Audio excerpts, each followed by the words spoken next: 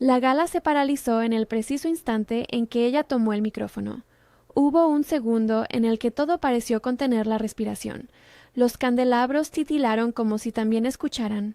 El cristal de las copas quedó inmóvil a medio alzar, y el murmullo de fondo, ese rumor constante de vanidades y halagos, se desvaneció en un silencio casi físico. Una cortina de flashazos iluminó el salón, y por un latido nadie supo si aplaudir o apartar la mirada. Ella estaba en el centro, un vestido prestado que apenas disimulaba la humildad de su origen, las manos aún con restos de limpiador bajo las uñas. Detrás, la mesa presidencial elegante, el logotipo de Velázquez asociados en el telón, y Mauricio Velázquez, acostumbrado a dominar espacios y voluntades, viendo cómo la escena que había creado para su propio esplendor se le escapaba de las manos. Antes de continuar, dime, ¿desde qué ciudad nos lees? Quiero saber desde dónde llega esta historia. Mauricio tenía cerradas las entradas del mundo desde hacía décadas. Su imperio ocupaba oficinas enteras en rascacielos, reuniones reservadas a quienes sabían jugar en sitios con vistas infinitas y cartas de poder. Había construido su figura pública con la misma precisión con la que ensamblaba un contrato, sin ruido, con contundencia. La gala del Gran Pacífico Resort era más que una celebración anual. Era el ritual en el que se recordaba que él, su grupo y su círculo marcaban el pulso de la ciudad. Fabián Ortega, que siempre llevaba la provocación como traje de etiqueta, había encendido la chispa días antes en una cena privada. «Dime, Mauro», había dicho con ese tono medio compadre, medio cuchillo, «¿qué pasaría si llevaras a alguien del servicio a tu mesa? A ver cómo se sienten esos mismos señores que hablan de responsabilidad social». Risa contenida, copa que gira, una apuesta clavada entre ambos. $1.000.000 si Mauricio cumplía. A su lado, algunos entendieron que se trataba del espectáculo de siempre, otros que era una prueba de poder. Para Mauricio, la apuesta fue una afirmación del control. Si él decía que podía, se cumplía. En el otro extremo de la ciudad, Daniela Cortés barría la entrada de un edificio de oficinas con una rutina que conocía al dedillo. Sus movimientos eran precisos, casi ceremoniales. El trabajo marcaba sus horas, pero no consumía sus recuerdos. La foto arrugada en la cartera, la casa compartida con su tía Rosa y su madre Elena, los domingos de olla común en los que el calor del barrio era más importante que la factura del gas. Daniela no albergaba rencor por las cosas pequeñas. Su indignación tenía nombres y fechas, y se encendía por motivos que no eran obvios a simple vista. Había llegado la oferta por teléfono como si fuera un error de marcado. Una asistente de relaciones públicas buscaba un acompañante para la mesa de Mauricio Velázquez. Ofrecían una suma significativa y transporte a la gala. Daniela se rió al principio. ¿Quién en su sano juicio aceptaría?, pensó. Solo después, recordando las cuentas atrasadas y la promesa que le hizo a su madre de arreglar el techo de la casita, entendió que esa suma podría transformar una temporada de angustia en aire. Pero no iba a ser solo un adorno. Ella habló de condiciones: no ser humillada, hablar si lo necesitaba, derecho a negarse a cualquier puesta en escena. Hablaron de forma cortés, como quien negocia una limpieza mayor, y al otro lado del hilo la pusieron ante la evidencia. Es una apuesta privada, pero pública en su efecto. No se trata de humillación, sino de un gesto social. Daniela miró la foto del padre y con la misma mezcla de rabia y calma que la llevaba a terminar un turno a las 5 de la mañana, aceptó. Curiosidad, necesidad y una chispa de algo que aún ella no definía la empujaron. La llegada a la gala fue una puesta en escena de contrastes. El paso de los coches, la alfombra roja que rozaba la noche, el equipo de seguridad que atravesó la entrada como un muro, y dentro, el centro de gravedad del poder. Trajes que brillaban, joyas que hablaban por su valor, mesas dispuestas como islas de privilegio.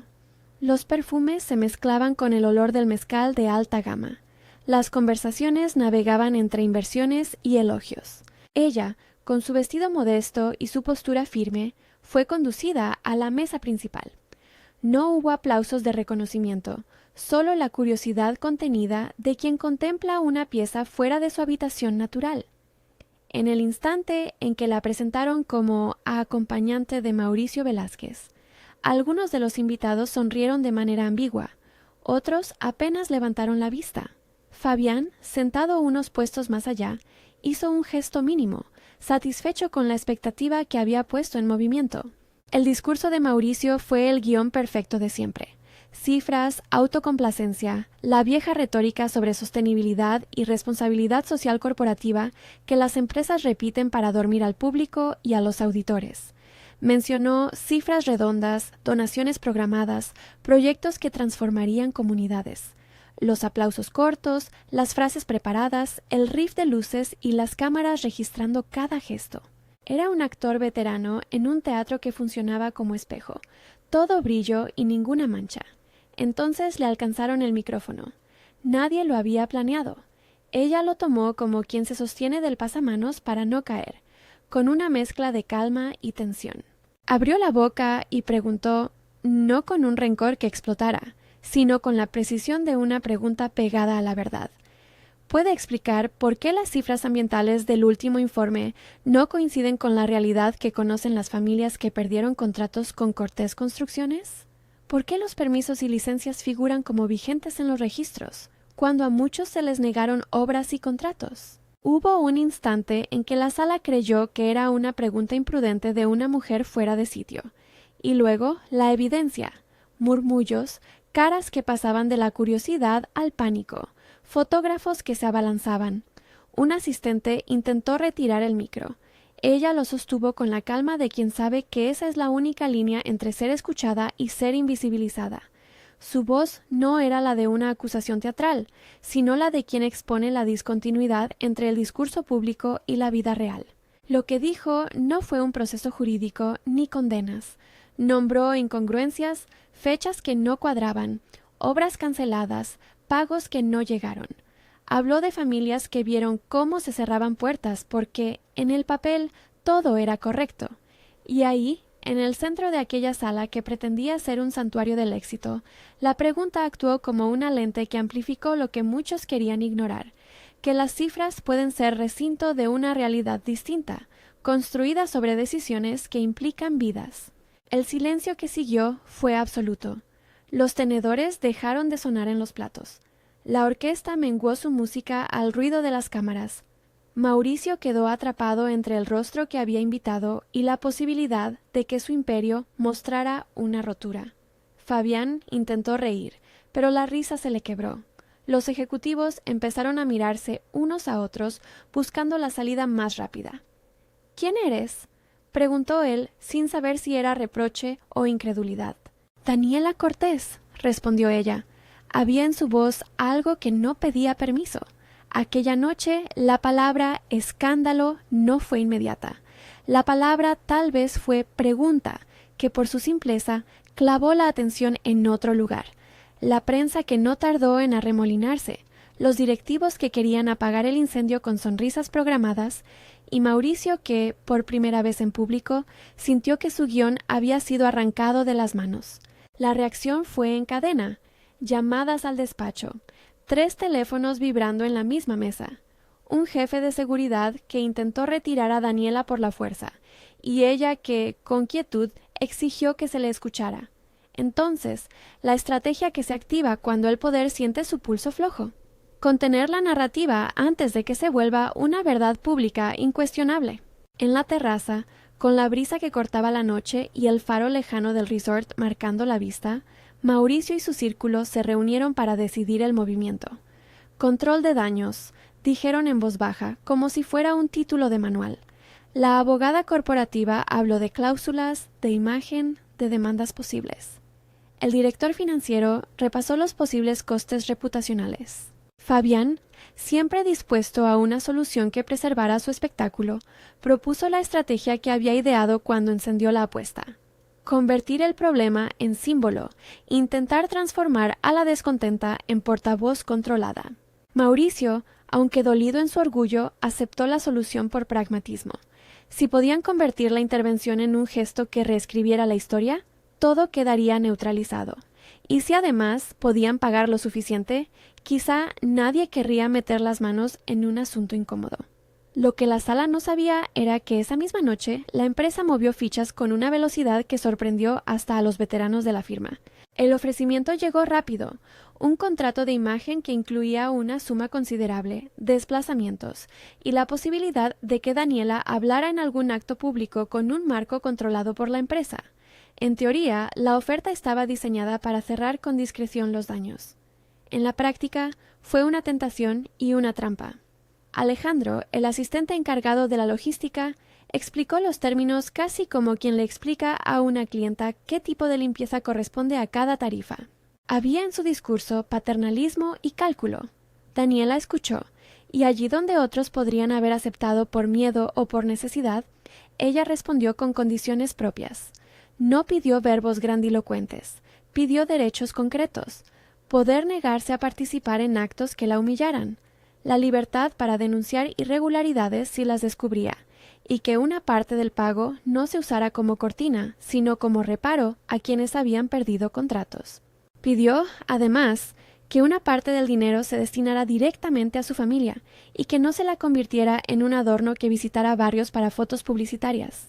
La abogada corporativa, que había estudiado todos los manuales de contención de crisis, frunció el ceño. «Eso no es estándar», dijo. «Los contratos de imagen no incluyen cláusulas de acceso a información sensible ni promesas de actuación pública». La frase legal colgó en el aire, pero Daniela no buscaba litigar en términos jurídicos. Buscaba garantías de dignidad y que lo que ofrecieran no fuera una tela nueva para cubrir lo que ya estaba roto. La negociación fue tensa, pero no fue una pelea. Fue un cruce de miradas donde cada uno presentaba sus límites. Mauricio, por su parte, no quería que su nombre quedara ligado a la humillación pública ni que su empresa pareciera negligente, así que aceptó al menos la idea de que hubiera una retribución económica notable.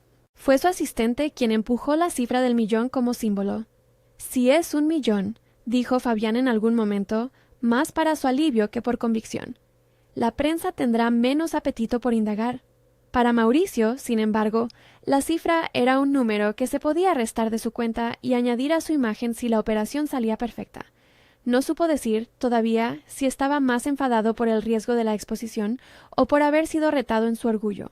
Daniela, sin embargo, no quería ser comprada. Quería garantías. La discusión derivó en un documento provisional que delineaba sus condiciones. Libertad de palabra ante irregularidades comprobadas. Derecho a rechazar eventos de marketing. Una parte del pago destinada a reparar daños puntuales sin publicidad. Y la posibilidad de que la cláusula expirara si ella consideraba que la empresa intentaba manipular su voz. No era un contrato legal definitivo, pero marcaba la línea de lo que ella estaba dispuesta a aceptar. De regreso a su barrio, minutos después, todo parecía haber cambiado. Las noticias circulaban como polen en la ciudad.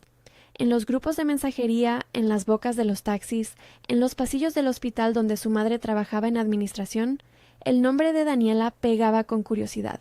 En casa, su tía Rosa la recibió con una mezcla de orgullo y preocupación. «Estás hecha una reina, muchacha», dijo con voz seca, tocando el hombro de Daniela como quien intenta anclar a la sobrina que ha nacido con otra suerte por una noche. El barrio la vio llegar y la miró con ojos que no sabían si comentar o protegerla. Doña Carmen, la vecina de la puerta del lado, sacó una jarra de café y la saludó con esa mezcla entre chisme y cuidado que poseen las comunidades que se cuidan mutuamente. Los niños la señalaron. Su madre, Elena, la abrazó sin muchas palabras. Las palabras en la cocina no suelen curar cuentas, pero sí reúnen fuerzas. Esa noche, entre risas silenciosas y miradas de curiosidad, Daniela abrió la cartera y vio el billete simbólico prometido por la empresa, la parte que le entregaron en mano antes de que cualquier contrato quedara firmado. No era todo el 1.000.000, era un pellizco. Lo tomó y lo guardó en el cajón donde también había una cartilla médica, la receta del marido que ya no estaba, y la foto del padre con una sonrisa cansada. No habló de planes grandiosos. Su primer pensamiento fue pagar la reparación del techo. Su segunda, invitar a su madre a un café sin mirar el reloj. Mientras tanto, Mauricio no cerró la noche en su despacho con la seguridad de otras ocasiones. En su oficina, las paredes parecían un poco más estrechas, como si las cuentas que solía manejar tuvieran nuevas aristas. Se obligó a revisar la cronología de los contratos relacionados con Cortés Construcciones, no para declararse culpable, aún, sino como quien hojea un informe esperando no encontrar lo que ahora temía. La investigación preliminar en su mente fue un juego de espejos. Si había algo que corregir, corregirlo implicaba admitir que la máquina había sido implacable con algunos y protectora con otros. Eso no solo afectaba balances, afectaba historias humanas. Decidió, al amanecer, que la solución no podía ser solo retórica. Las decisiones que siguieron vinieron en dos direcciones. Una, la de los discursos, la otra, la de las acciones. Mandó a su equipo a preparar el documento del contrato de imagen que debía saldar la crisis. Al mismo tiempo, pidió a su jefe de seguridad, un hombre que hacía sentir su presencia con el ruido de su teléfono, que trajera a su despacho los expedientes de las obras canceladas por la compañía. No quería titulares, pero sí respuestas. Así fue como, en una tarde clara, un paquete de folios comenzó a deslizarse sobre la mesa de Mauricio. No eran solo papeles, eran nombres, fechas, firmas, entre ellas una que reconoció al instante, su rúbrica en un memorando que autorizaba la revisión de ciertos contratos. No era la prueba de un delito, pero era, al menos, la evidencia de una decisión en la que su firma había participado. No era algo que se resolviera con una nota de prensa. En su pecho, una tensión que siempre había mantenido a raya empezó a aflojar los nudos. El peso de las consecuencias crecía de forma tangible. A partir de ese hallazgo, la historia comenzó a complicarse en su mente.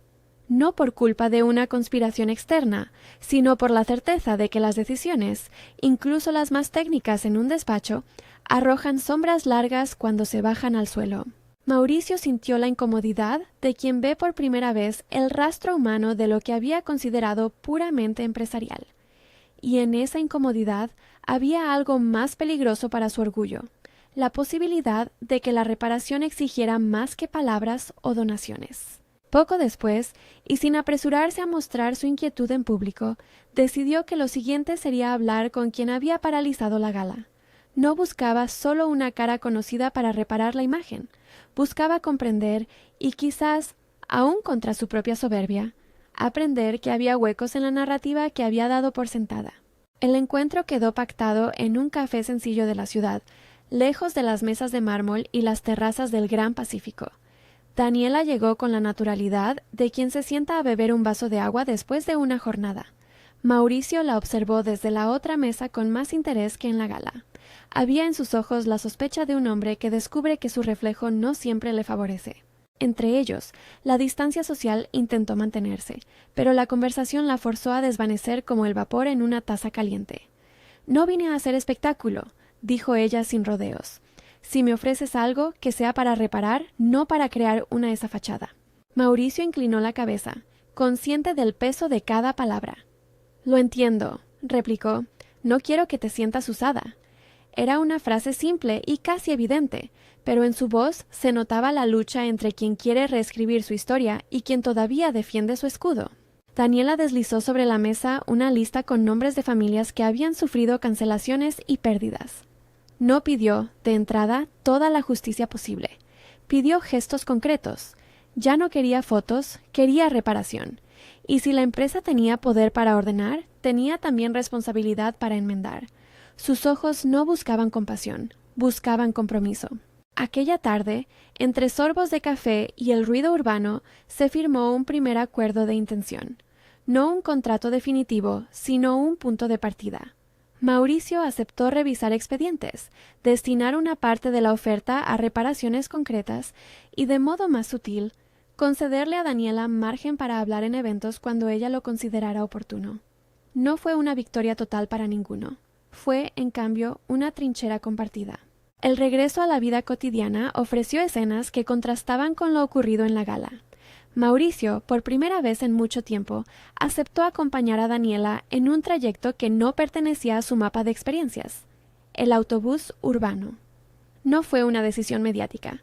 Fue más bien una curiosidad que nacía de la necesidad de ver lo que había detrás de una pregunta que lo dejó sin palabras. Subir al autobús fue una experiencia que descolocó su protocolo.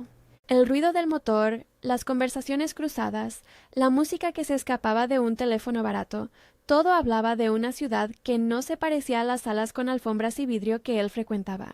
La escena del trayecto fue un ejercicio de humanidad. Daniela habló con naturalidad sobre pequeñas cosas. La panadería con mejor bollería, la mano firme de su tía Rosa para cortar el maíz, la vecina que cuidaba a los niños cuando una madre trabajaba un turno doble.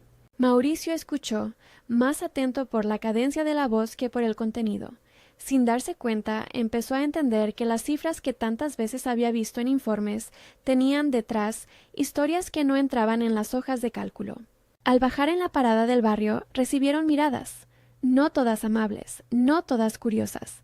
Algunos cruzaron la calle para ver con discreción, otros soltaron algún comentario en voz baja.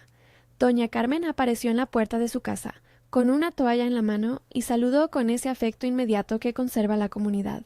Había en su mirada la gratitud de quien sabe reconocer a alguien que ha decidido quedarse un rato a escuchar. La casa de la tía Rosa era una caverna cálida de olores de comida, de voces que cuentan y de una televisión que nunca está en silencio. Elena, al ver a Mauricio, lo miró con una mezcla de cortesía y una sospecha contenida. No era la primera vez que alguien entraba a su casa con buenas palabras. Lo que ella quería era algo distinto, que las palabras tuvieran peso cuando se medían frente a las necesidades. Daniela no necesitó presentar a su madre. Su abrazo lo dijo todo. Esa noche, la conversación se alargó sin estridencias. Mauricio no era un invitado cómodo, tampoco fue un intruso. Compartió pan, escuchó anécdotas y por un momento la distancia entre el rascacielos y la casa de Texas se transformó en un puente donde se cruzaban miradas que antes no se habían permitido. En algún momento, la tía Rosa preguntó con su voz grave qué iba a hacer la empresa para que nadie más viviera lo que vivieron aquellos que perdieron obras. Mauricio respondió sin artimañas: «Veré lo que puedo hacer».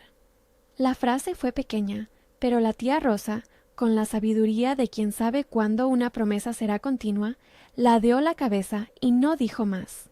Cuando la luna ya era un hilo, Mauricio volvió a su mundo de oficinas y teléfonos, pero algo iba distinto.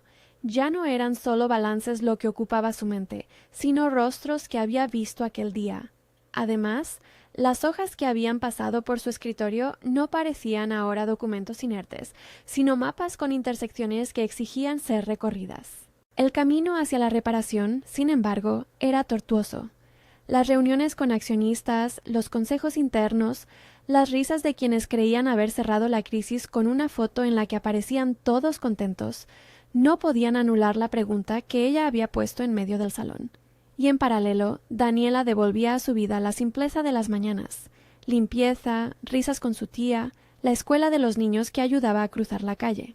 Quedaba, en el aire, una tensión que no se había resuelto.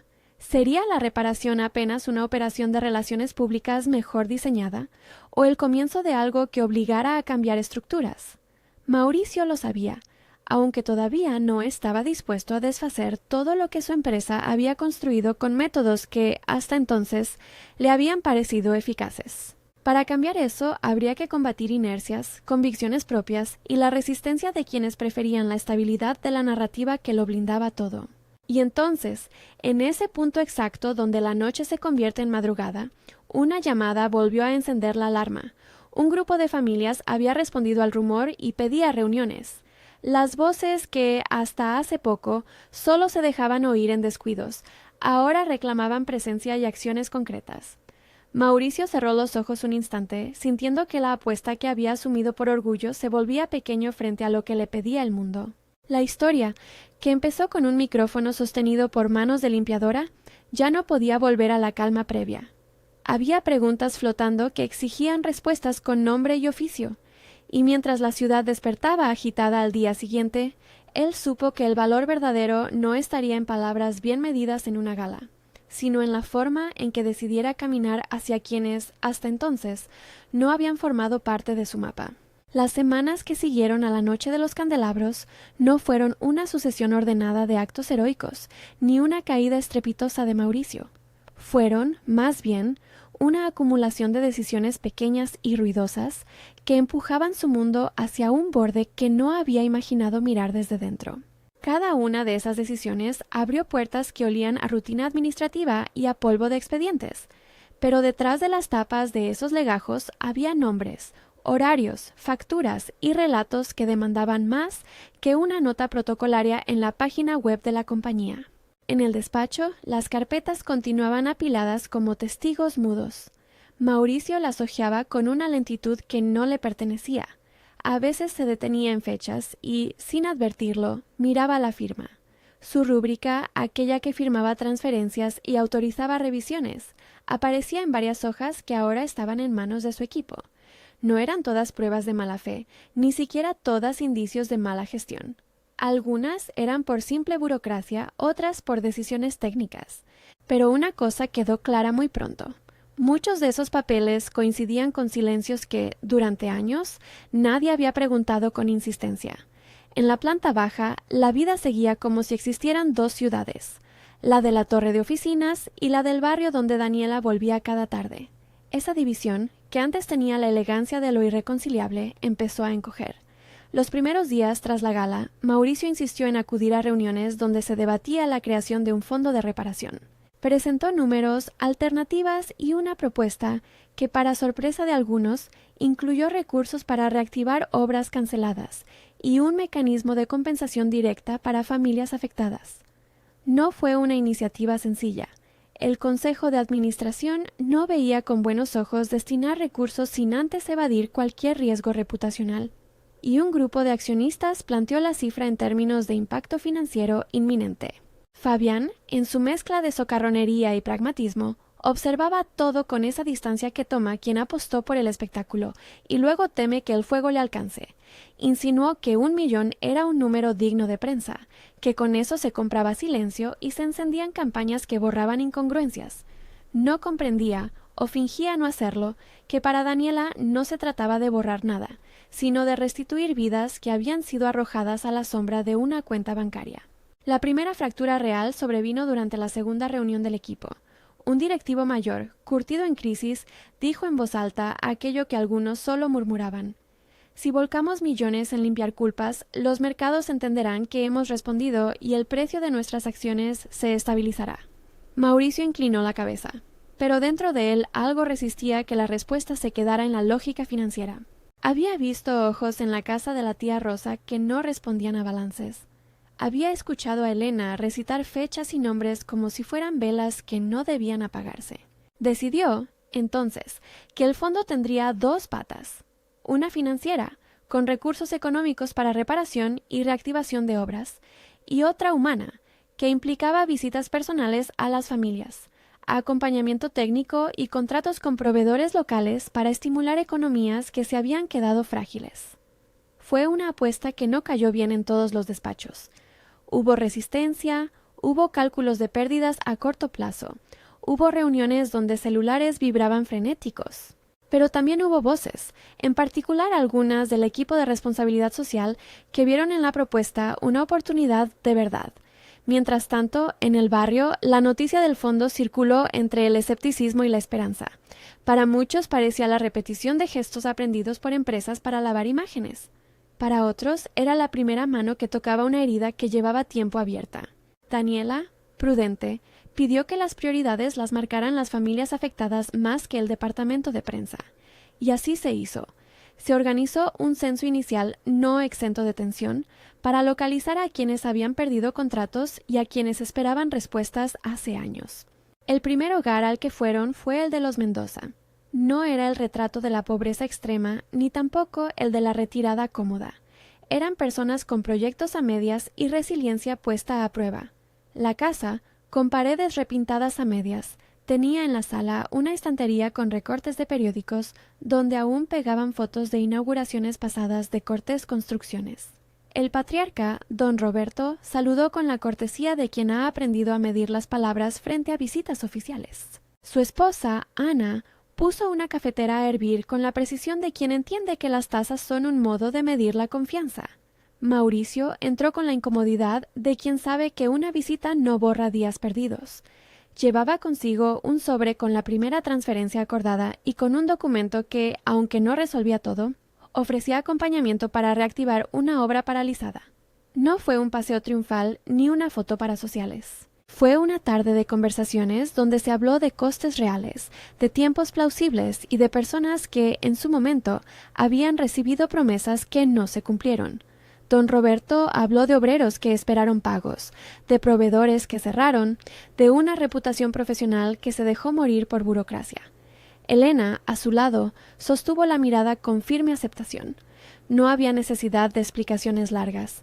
En otra visita, llegaron a la casa de Marta, una madre soltera que había visto cómo un contrato de remodelación escolar se cerraba de la noche a la mañana. Su voz, cuando habló, no pedía grandes cifras. Pedía continuidad para un proyecto que beneficiaba a niños. Mauricio escuchó sin interrupciones. Había en su actitud algo de humildad sincera que no había demostrado antes, la capacidad para oír sin aferrar una defensa. Aquellas tardes de visitas estaban llenas de gestos aparentemente pequeños. Firmar papeles en la mesa de la cocina, caminar por lotes donde se iniciaría una reconstrucción, encontrar a viejos colegas de la construcción que explicaban con tecnicismos sencillos cómo se podía rehacer una obra sin que un contrato fuera otra promesa vacía. Las historias que oyó no fueron una cadena de víctimas anónimas. Cada una traía nombres, fechas y consecuencias. En una de las casas, una foto en la repisa marcaba la ausencia de alguien querido, y cuando la conversación rozó ese punto, Mauricio sintió que el peso de su firma tenía resonancias que no se contabilizaban en balances. No hubo dramatismo. La narración fue breve, contenida y respetuosa. Elena, con su voz templada, habló más de la vida que de la muerte. Habló de días imposibles y de la agotadora lucha por mantener a los suyos. Mientras Mauricio caminaba por terrenos que antes veía desde el vidrio polarizado de su coche, la relación con Daniela se transformaba en algo que ninguno había previsto con certeza. No era romance inmediato, ni tampoco una fábula redentora.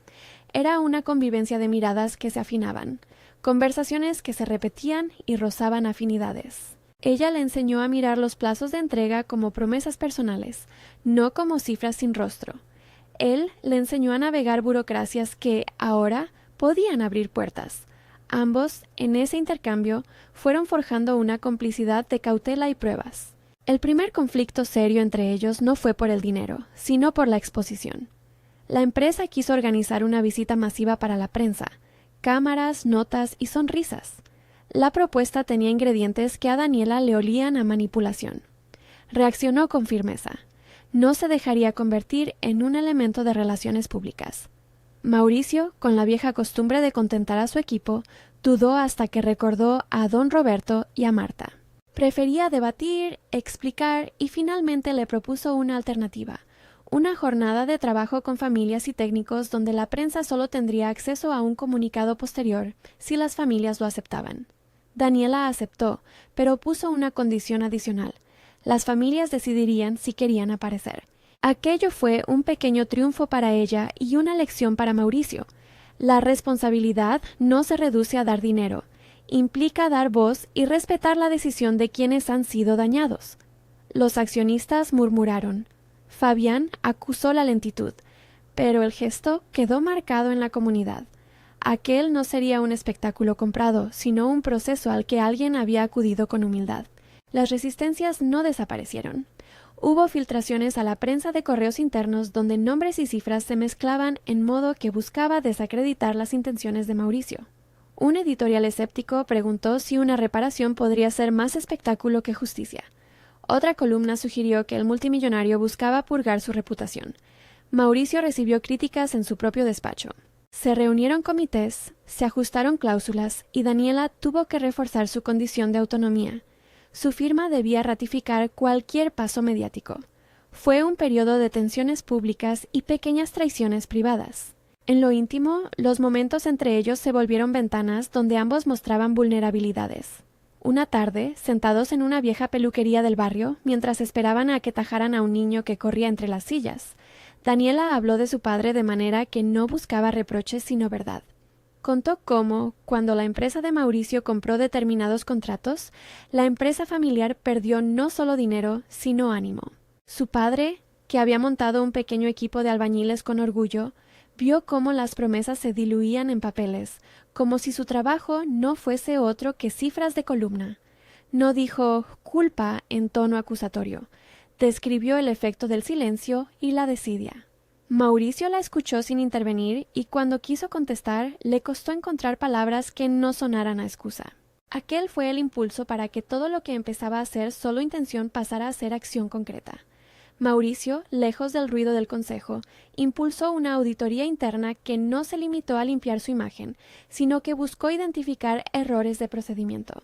No se trató de encontrar un culpable a quien sacrificar, sino de entender los hilos que habían permitido decisiones que golpeaban a terceros. La auditoría destapó fallos administrativos, malas prácticas de algunos proveedores y acuerdos que, por su forma y falta de seguimiento, habían dejado obras a medias. No era una investigación judicial, era una limpieza que moralmente exigía reparación. El fondo de reparación se formalizó con documentos que especificaban montos destinados a reactivar obras, un porcentaje para pagar deudas acumuladas y un canal de consultas abierto donde las familias podían presentar reclamos. Parte de la financiación vino del propio patrimonio de Mauricio, y otra parte se comprometió con proveedores locales que, en contratos nuevos y pulcros, trabajarían en las obras reactivadas. Se contrató a técnicos independientes para supervisar las ejecuciones, y Daniela pidió que representantes de las comunidades integraran las mesas de seguimiento. Fue un mecanismo lento y, sobre todo, vigilado. El primer gran gesto público del fondo no fue una rueda de prensa, sino la entrega de llaves simbólicas de un módulo escolar reabierto. La ceremonia fue austera, niños con uniformes modestos, pancartas hechas a mano y una alfombra improvisada donde no hubo fotógrafos de revista. Mauricio estuvo, pero no habló mucho. Dejó que las voces de las maestras y la sonrisa de los pequeños hablaran por sí mismas. Para él, aquel día fue más que un acto de imagen.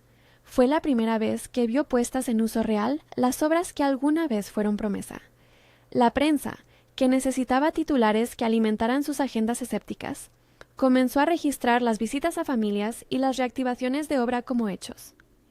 Algunos columnistas siguieron desde la distancia, listos para señalar cualquier desliz. Fabián, que no había cerrado del todo la herida de la apuesta, intentó capitalizar la historia en su propio favor. Promovió un evento de caridad donde Mauricio debía aparecer rodeado de famosos. Daniela se opuso con firmeza. No participaría en un kit de apariciones que confundiera reparación con espectáculo. La tensión con Fabián escaló a reproches velados en reuniones sociales y a comentarios que buscaban minar la autoridad de Daniela como interlocutora legítima. En medio de todo eso surgió lo inesperado, pequeñas escenas de cotidianidad que acercaban a los dos protagonistas. Hubo un día que compartieron la noche viendo una película en la sala de la tía Rosa, acostados en el suelo con una manta, escuchando la ciudad de fondo. En otra ocasión, cenaron en un restaurante sencillo donde Mauricio pagó sin alardes y Daniela pidió un plato que compartieron entre risas. Ninguna de esas escenas fue cinematográfica en su artificio. Fueron lentas, hechas de silencios que hablaban, de manos que se encontraban por un instante y de confidencias que no reclamaban titulares. La relación, sin embargo, siguió manteniendo límites. Daniela no estaba dispuesta a permitir que su estima por Mauricio la hiciera perder su autonomía ni su criterio. Le exigió compromisos claros, igualdad en las decisiones que afectaran a proyectos sociales, su participación en consejos consultivos y la garantía de que ninguna imagen suya sería explotada sin su consentimiento.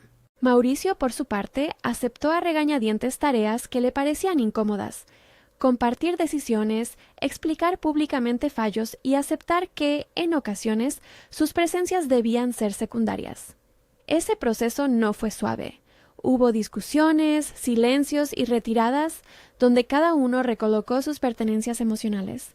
Un episodio que puso a prueba la frágil confianza fue, curiosamente, una filtración.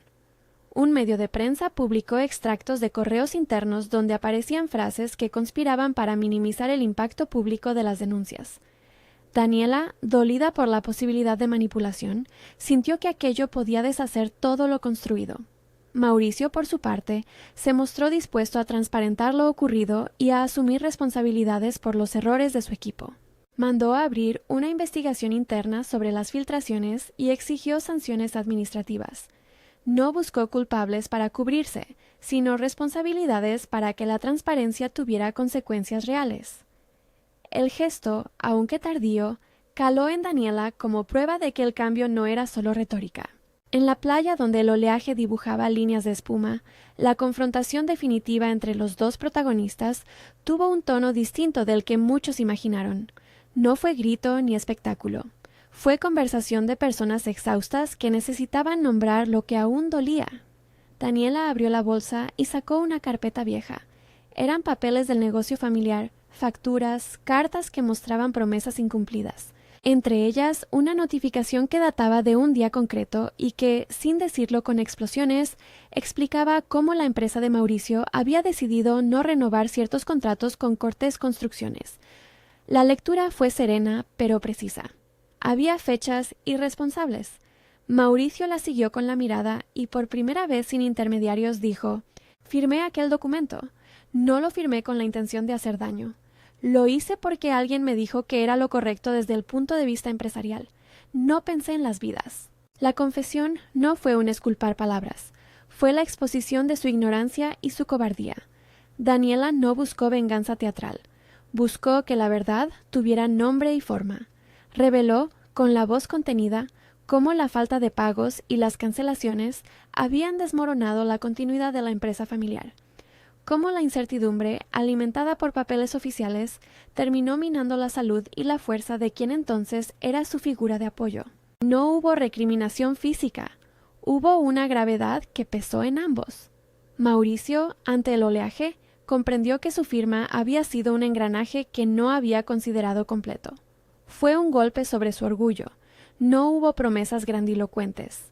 Prometió, en su lugar, acciones concretas: rescatar aquellos proyectos viables, reabrir vías de trabajo para quienes habían dependido de contratos cancelados y establecer una mesa permanente donde representantes de comunidad y empresa decidieran sin intermediarios el avance de obras. Acabó, con voz más quebrada de lo habitual, por pedir perdón. No fue una escena novelera. Fue la humildad de un hombre que aceptaba la medida de su impacto. La reparación, desde ese momento, aceleró en pasos que no siempre fueron ordenados. Mauricio pagó indemnizaciones en la medida que los esfuerzos contables lo permitieron. Contrató empresas locales para reactivar obras y sostuvo mesas de trabajo con representantes de las familias. No logró arreglar todo a la vez. Algunas empresas ya habían cerrado y no se podía devolver el tiempo. Pero hubo, sí, compromisos reales, reinserciones laborales, contratos firmados bajo condiciones controladas y una bolsa de recursos destinada a proyectos educativos y de salud en las comunidades afectadas. Entre las visitas, el equipo organizó la atención psicológica para quienes lo necesitaron, y se abrieron espacios técnicos para que antiguos proveedores volvieran a ofertar. Fue trabajo arduo, licitaciones, revisiones, plazos que se alargaban y, a veces, decisiones que implicaban pérdidas en términos contables. Los mercados observaron. Algunos críticos siguieron escépticos, pero las obras comenzaron a moverse. El sonido del martillo y la mezcla no era la misma música que la de los cócteles en la torre. Era materia que volvía a latir.